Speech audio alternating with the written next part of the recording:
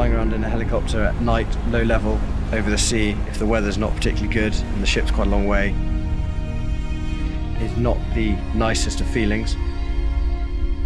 I know that the training I've been given over the last few years has been sufficiently good enough to get me to the standard where I'm deemed safe enough and capable enough to go off and do the job.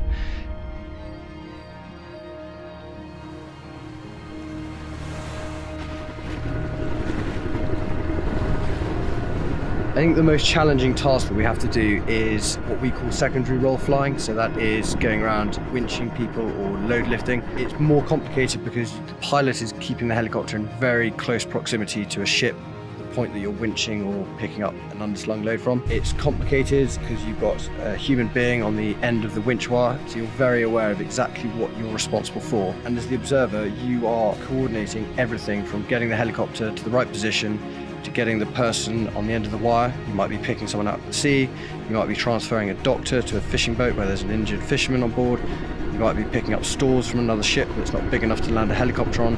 All those different sorts of things, day and night, have to be done, and as the observer, you're responsible for looking after it, so it can be quite challenging.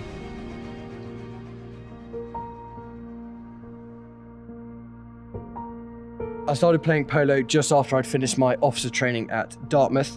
Although polo is open to all ranks and rates within the Navy, I was very lucky that at that stage of our naval training, we were given the opportunity to go and conduct 2 weeks of sport, or AT. And I decided I wanted to go and do something slightly different, and I had heard about the Royal Navy polo team, so I got in touch with them and they were able to put me on a novice course along with 3 other of my oppos. There are far more similarities than I ever expected between flying a Wildcat helicopter and being a naval polo player.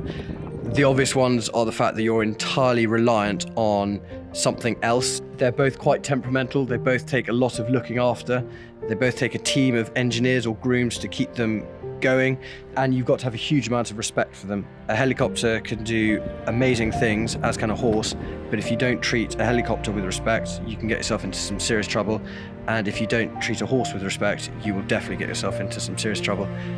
When I started Navy Polo, I always thought that it was going to be a very small group of people who had ridden for their whole lives.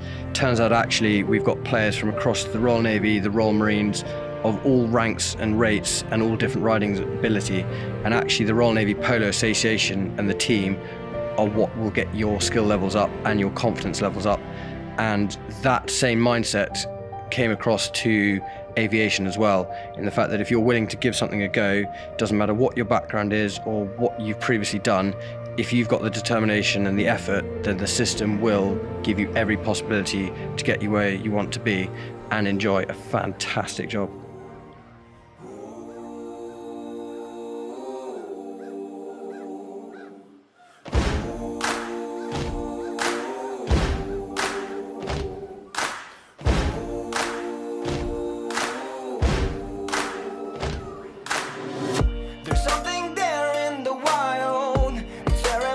Of me, people fight for survival. I'm chasing tails, I'm surrounded. Can't stop for a second to